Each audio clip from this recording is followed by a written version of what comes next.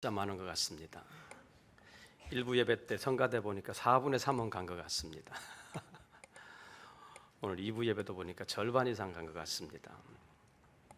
옆 사람에게 추석 잘 쇠세요 한번 해보십시오. 어떻게 하는 게 추석 잘 쇠는 것입니까? 송편 먹고 잘 쉬면 추석 잘 쇠는 것입니까? 우리 믿는 사람들에게는 추석을 통해서도 신앙적인 의미를 찾고 자신의 믿음을 새롭게 하는 기회가 되어야 합니다. 이번 추석도 예외 없이 귀성전쟁을 치렀습니다. 어제 굉장히 복잡한 시간에는 부산까지 가는데 8시간 이상 걸렸다는 얘기를 들었습니다. 말이 8시간, 9시간이지 거의 하루 종일 걸린 것입니다. 아침에 출발해서 가면 저녁에 도착하는 것입니다. 나주로 말하면 완전히 하루 종일 가는 것입니다. 운전하는 사람 입장에서 보면 멀리 가는 것이 교통사정 때문에 상당히 고민스러운 것이 사실입니다. 근데 실상으로 말한다면 고민스럽다기보다는 8시간, 9시간 운전한다는 것 자체가 아주 고문스럽다고 말할 수 있을 정도로 힘든 것입니다. 그럼에도 불구하고 사람들은 고향으로 찾아갑니다. 그 찾아가는 일반적인 이유는 고향에 부모님들이 계신다는 것이고, 혹 부모님들이 계시지 아니하면 부모님들의 산소가 거기에 있거나 거기에 친척들이 또 있기 때문입니다. 평소에는 자주 찾아뵙지 못하기 때문에 명절 때라도 한번 가서 찾아뵙고 친척들과 함께 모인다는 것을 기쁨으로 삼고 있습니다. 고향이라는 것은 사람들에게 묘한 향수를 자극하는 특별한 의미를 가지고 있습니다. 특히 우리나라 사람들은 다른 나라 사람들보다 일반적으로 고향에 대한 애착심이 더 많은 것 같습니다. 서울의 경우를 보면 서울에 재경 무슨 향후에 이렇게 해가지고 자기 고향 사람들이 모여서 서로 사귐을 가지기도 하고, 어떨 때는 좀 부정적인, 좀 배타적인 그런 일들을 하기도 합니다. 그런데 오늘 본문 말씀에 보면 고향에 대한 전혀 다른 생각을 가지고 살았던 사람들의 이야기가 기록되어 있습니다. 아브라함과 이삭과 야곱에 대한 이야기입니다. 그들도 고향을 찾는 사람들입니다. 오늘 본문 말씀에 보면 14절에서 그들이 이같이 말하는 것은 자기들이 본향 찾는 자임을 나타낸다고 표현하고 있습니다. 그들도 고향을 찾아가는 사람들이었습니다. 그런데 그 의미는 좀 다릅니다. 그래서 오늘은 추석을 맞이하여 고향 가는 길이라는 제목으로 말씀을 증거하면서 우리의 믿음의 방향을 새롭게 하는 기회가 될 수 있기를 바랍니다. 첫째로, 사람들에게는 고향에 대한 애착이 일반적으로 다 있다는 것을 우리는 알 수 있습니다. 미국의 초대 대통령 조지 워싱턴은 나중에 늙어서 자기 스스로 어떤 일을 할 수 없고 자기 스스로 어디에도 갈 수 없는 그때에 옆 사람에게 특별히 부탁하기를, 나를 고향으로 데려다 주게. 나는 남부에서 났고 남부에서 살았고 남부에서 일을 했다. 그리고 이제 남부에서 죽고 싶고 남부에서 묻히고 싶다. 그런 말을 했습니다. 자기 고향 남부가 얼마나 그리웠으면 절절히 남부를 그리워하면서 그렇게 말했겠습니까? 사람들에게는 고향은 모든 긴장을 해소하고 편안하게 쉴 수 있는 곳이라는 생각이 있습니다. 우리 속담에 집 떠나면 고생이라는 말이 있습니다. 이 말은 자기 본거지를 떠나게 되면 그 다음부터는 바로 고생이라는 것입니다. 왜냐하면 자기가 익숙해져 있던 그곳을 떠나면 그 다음에 만나는 모든 것은 곧바로 생소한 것이고 또 익숙하지 않기 때문에 불편하게 느껴진다는 것입니다. 그것 자체가 고생이라는 것입니다. 바꾸어 말하면 집이 가장 편안한 곳이 된다는 것입니다. 바꾸어 말하면 고향은 편안한 곳이라는 것입니다.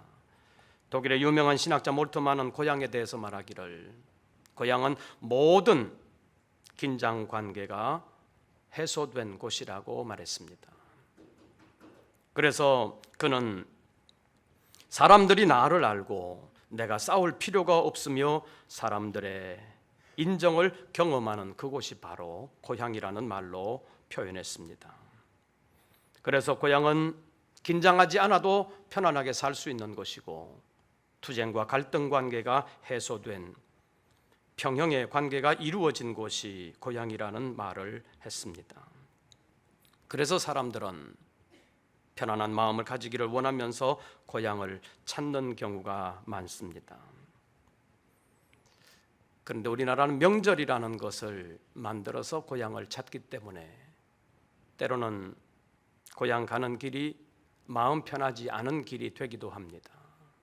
경제적으로 어렵거나 어려운 일들이 있을 때는 무거운 마음을 안고서라도 고향을 찾는 경우가 있습니다. 안 오면 더 걱정할까 봐, 또 안 오면 주변의 사람들이 또 무슨 말을 할까 봐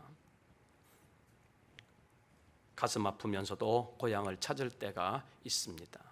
그래서 어떤 분들은 명절이 없었으면 좋겠다 그런 생각을 가지기도 합니다. 그러나 고향이라는 것은 단순히 명절 때문에만 찾는 것이 아니라 사람들의 마음 속에 편안한 마음을 공급해 주기 때문에 사람들은 고향을 찾게 되는 것입니다. 그런 의미에서 본다면 서울 사람들은 좀 불쌍한 사람들이라는 생각이 듭니다. 서울에서는 눈 뜨고 있어도 뭐 배간다고 그래요? 코 배간다고 그러지요. 바짝 긴장하지 않으면 언제 코베임을 당할지 모른다는 생각이 서울에서는 항상 있다는 것입니다. 그래서 긴장하고 있지 않으면 어떤 손해를 보게 될지, 어떤 속임을 당할지, 어떤 위협을 당할지 모르는 세상이 서울이라는 말로 많은 사람들이 표현하고 있습니다. 그래서 서울이라는 삶이 그렇게 편하지만은 않은 것 같습니다. 그래도 오래 살다 보면 정든다는 말이 있지요. 그래서 태어난 곳이 서울이 아니라 할지라도 오래 살다 보면 정이 들어서 서울을 고향처럼 생각하면서 살기도 하는 것입니다. 여러분들의 서울은 어떤지 모르겠습니다. 그냥 여기가 고향이러니 그렇게 생각하고 살아가는 것이 오늘날 우리의 생각이라고 말할 수 있습니다. 오늘 본문에 있는 말씀을 보면 아브라함과 이삭과 야곱에게도 고향은 있었습니다. 아브라함은 갈대아 우르에서 태어났고 갈대아 우르에서 자랐습니다. 문명의 발상지라고 말하는 메소포타미아에서 산 것입니다. 아브라함의 육체적인 고향은 메소포타미아 갈대아 우르라고 말할 수 있습니다. 그런데 그는 창세기 12장 1절에서 너는 너의 고향과 친척과 아버지의 집을 떠나라는 하나님의 명령을 받습니다. 그래서 그는 고향을 떠나게 되는 것입니다.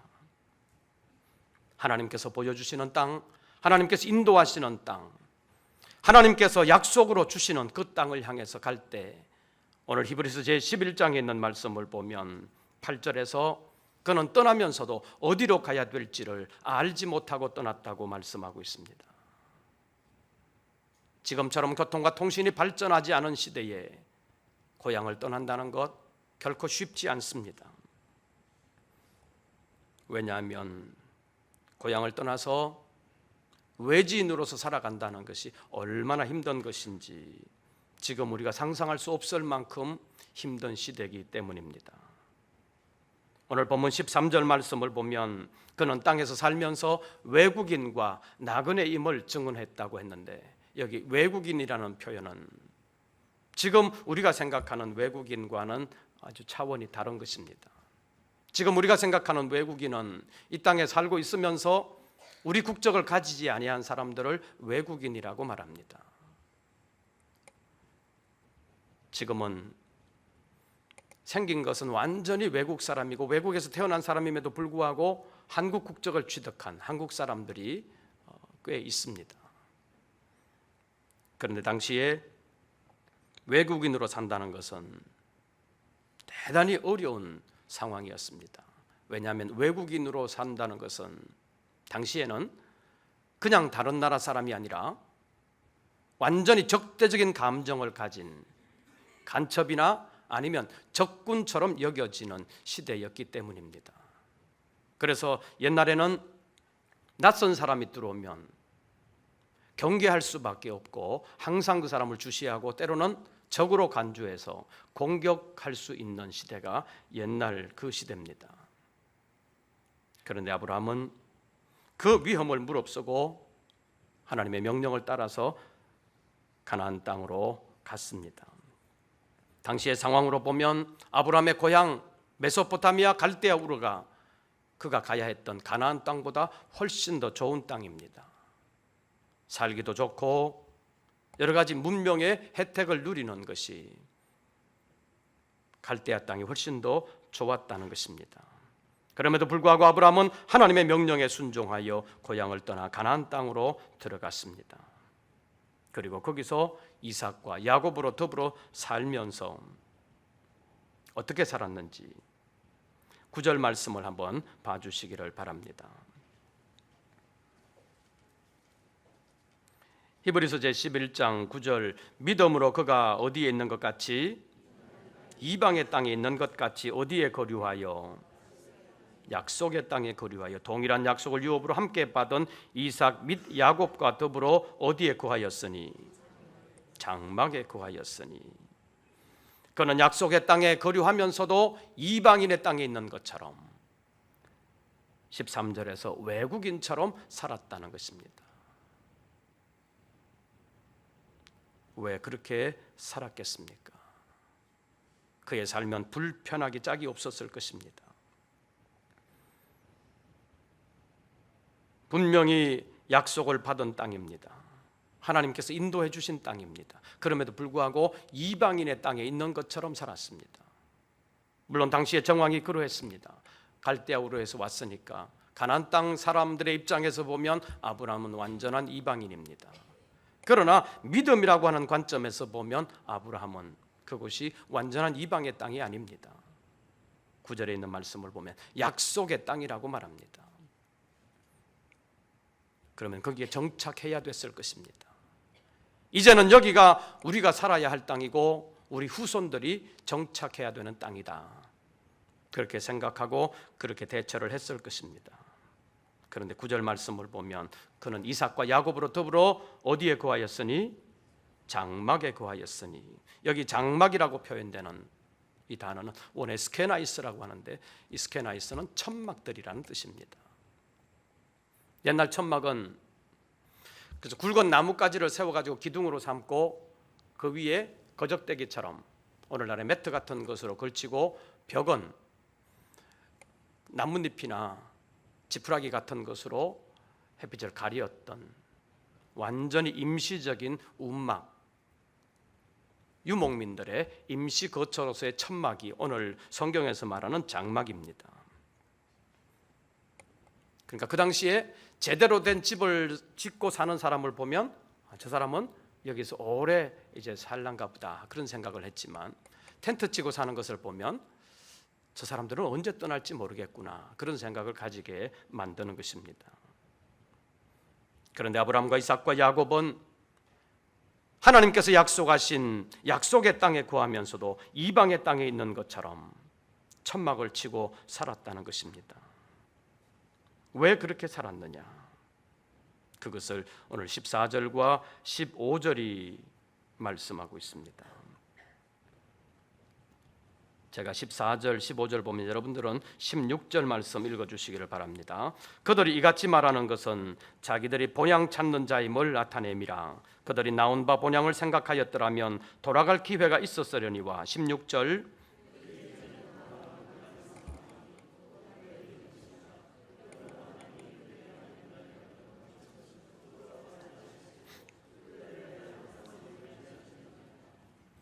그런 이 땅에 그것도 약속의 땅에 살면서도 이방 땅에 사는 것처럼 천막을 치고 살았던 이유와 목적이 있었다는 것입니다. 본향 찾는 자임을 나타냄이라. 자기가 살고 있는 이 땅은 하나님께서 약속하신 약속의 땅임에도 불구하고 여기는 영원한 처소가 아니라는 것을 나타내는 것이라는 것입니다.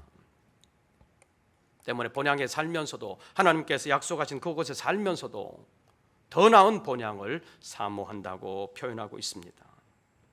그런데 그 더 나은 본향은 16절 말씀에 보면 하늘에 있는 것이라고 말씀하고 있습니다. 하늘의 본향, 하나님께서 지으시고 경영하실 터가 있는 그곳을 바라본다고 말씀하고 있습니다. 이것을 히브리서 기자는 하나님께서 계획하시고 지으실 터가 있는 성이라고 10절에서 말씀하고 있습니다. 왜 텐트를 치고 살았느냐? 10절 보십시오. 그 이유를 말씀하고 있습니다. 이는 그가 하나님이 계획하시고 지으실 터가 있는 무엇을 바랐습니다? 성을 바랐습니다. 이 성이 16절 말씀에 보면 더 나은 본향이라고 말하면서 곧 어디에 있는 것이라? 하늘에 있는 것이라.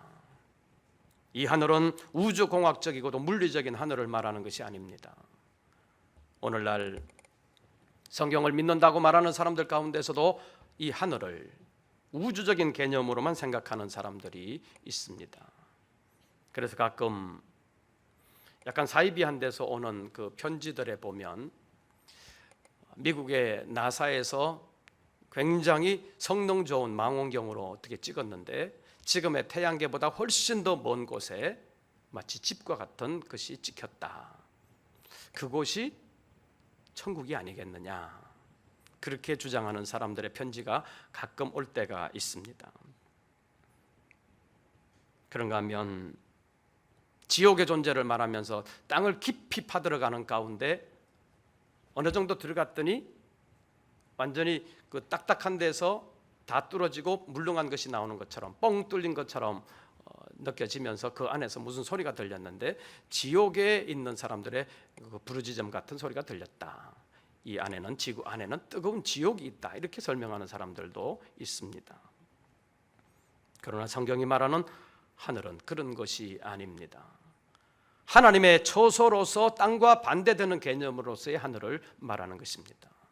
대기권으로서의 하늘이 아니라 하나님의 처소로서의 하늘을 뜻하는 것이기 때문에 예수님께서 제자들에게 기도를 가르쳐 주시면서 어디에 계신 아버지? 하늘에 계신 우리 아버지여라고 찾으라고 말씀하셨습니다. 오늘 본문에 아브라함과 이삭과 야곱이 하늘을 바라본 것은 10절 말씀에서 하나님께서 계획하시고 지으실 터가 있는 성을 바랐기 때문이라고 말씀하고 있습니다. 다시 말하면 하나님께서는 그곳에 계실 뿐만 아니라 택한 백성들을 위하여, 아브라함과 이삭과 야곱을 위하여 새롭게 지으시는 곳이 있다는 것입니다. 그것을 성경에서는 넓은 의미의 새하늘과 새 땅이라는 말로 표현하고 있습니다. 이사야 선지자를 통해서 이미 그림을 우리에게 보여주셨고, 신약성경 요한계시록 21장과 22장에서 구체적으로 우리에게 보여주고 있습니다. 새로운 하늘과 새로운 땅, 그 중심 새 예루살렘이라는 말로 표현하면서 우리에게 주실 하나님의 나라, 우리가 바라보아야 하는 더 나은 본향이 하늘에 있는 이곳임을 우리에게 밝혀주고 있습니다.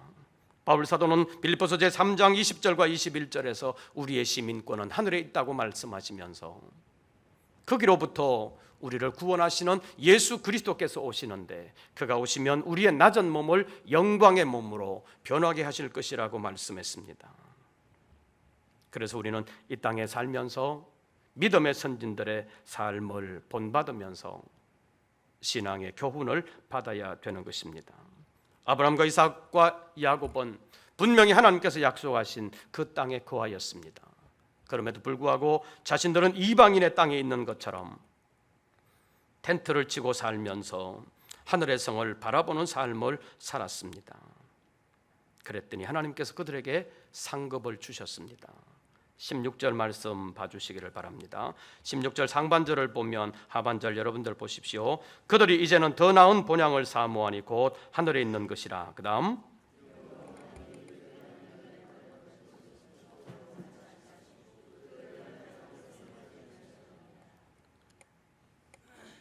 더 나은 본향을 사모하는 믿음의 선진들 아브라함과 이삭과 야곱에게 하나님께서 특별한 은총을 베풀어 주셨는데 16절 하반절에 있는 말씀을 보면 하나님이 그들의 하나님이라 일컬음 받으심을 뭐하지 아니하시고 부끄러워 아니하시고, 다시 말하면 아브라함의 하나님, 이삭의 하나님, 야곱의 하나님이라 일컬음 받으심을 부끄러워 아니하셨다, 그 말씀입니다. 아브라함이 나의 하나님, 아브라함의 하나님 이렇게 말을 해도 하나님이 너 왜 그러느냐 그런 말씀을 아니하셨다는 것입니다. 여러분들이 기도할 때 또는 살아가시면서 나의 하나님, 누구의 하나님 이렇게 얘기할 때 사는 것은 자기 멋대로 살고 필요하다고 나를 찾냐, 하나님이 섭섭해 하실 수도 있습니다, 우리가 잘못 살아들이면. 그런데 아브라함과 이삭과 야곱에게는 아브라함의 하나님, 이삭의 하나님, 야곱의 하나님이라고 불림을 받아도 하나님께서 그것을 부끄러워 아니하셨다고 했습니다. 그 이유는 그들이 이 땅을 살면서 이 땅의 것을 추구하지 아니하고 하늘의 본향을 바라보면서 마치 나그네처럼 살았다는 것입니다. 나그네는 일시적으로 체류하는 사람을 말합니다. 언젠가는 떠날 사람인데 오래지 않아서 떠날 사람을 나그네라는 말로 표현하는 것입니다. 그래서 아브라함과 이삭과 야곱은 이 땅에 살면서도 이 땅이 영원한 처소가 아니라는 사실을 알고 돌아갈 본향을 생각하면서 살았다는 것입니다. 그 본향에서 하나님께서 주실 상급을 바라보고 살았습니다. 그래서 하나님께서 약속의 땅으로 주신 그 땅에 살면서도 이 땅의 약속보다도 더 좋은 하늘의 약속이 있는 것을 알고 하늘의 상급을 바라보면서 살았던 것이 아브라함과 이삭과 야곱의 삶입니다. 그래서 성경은 하나님을 가리켜서 아브라함과 이삭과 야곱의 하나님 또는 아브라함의 하나님, 이삭의 하나님, 야곱의 하나님이라는 말로 표현하고 있습니다. 그렇게 불러도 하나님이 부끄러워하지 아니하시고 그들을 인정해 주셨었고 그들을 복되게 하셨습니다. 우리가 이 명절을 보내면서 어떻게 살아야 되겠습니까? 땅의 고향만을 생각하는 것이 아니라 하늘의 본향을 생각하면서 하늘 향해서 나아가는 하늘의 시민권을 가진 하나님의 자녀인 것을 생각하고 신앙적인 의미를 찾는 여러분들의 삶이 되시기를 바랍니다. 그래서 추석을 보내면서 다른 사람들은 송편을 먹고 그러면서 이 땅에 추수를 주신 조상들에게 감사한다고 말하지만, 그러나 우리 믿는 사람들은 이 땅의 모든 것을 지으실 뿐만 아니라 다스리고 계시는 하나님을 생각하는 기회가 될 수 있기를 바랍니다. 그래서 우리에게 추수를 가능하게 하신 것도 하나님이시요, 우리의 생명과 건강을 주셔서 하늘을 바라볼 수 있게 하신 것도 하나님인 것을 기억하면서 이 땅에 우리의 거처는 영원한 거처가 아니라는 것을 다시 한 번 더 생각하고 하늘의 본향을 사모하는 믿음의 사람들 되시기를 바랍니다. 그래서 명절을 보내면서 하늘의 본향을 바라보는 기회가 될 수 있기를 바랍니다. 그래야 명절을 보내는 유익함이 있습니다.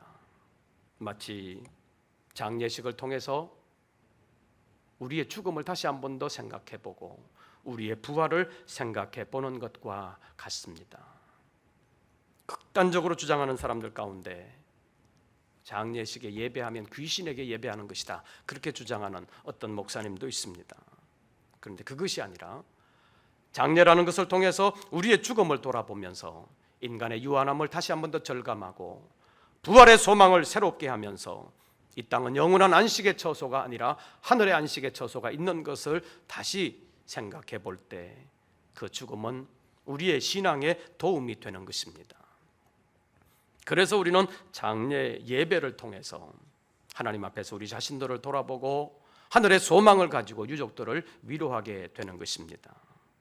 마찬가지로 이 땅에 명절을 보내면서 그 시작이 믿음에 의해서 성경적인 토대 위에서 생겨난 명절이 아니기 때문에 그 명절을 보내면서 우리가 신앙적인 어떤 의미를 찾을 수 있을까를 생각해보고 신앙 안에서 유익함을 찾고 땅의 근거를 확인하는 것이 아니라 하늘의 근거를 확인하고 하늘의 소망을 가진 하나님의 사람으로 살아가는 것이 오늘을 살아가는 신앙인의 지혜라고 말할 수 있습니다.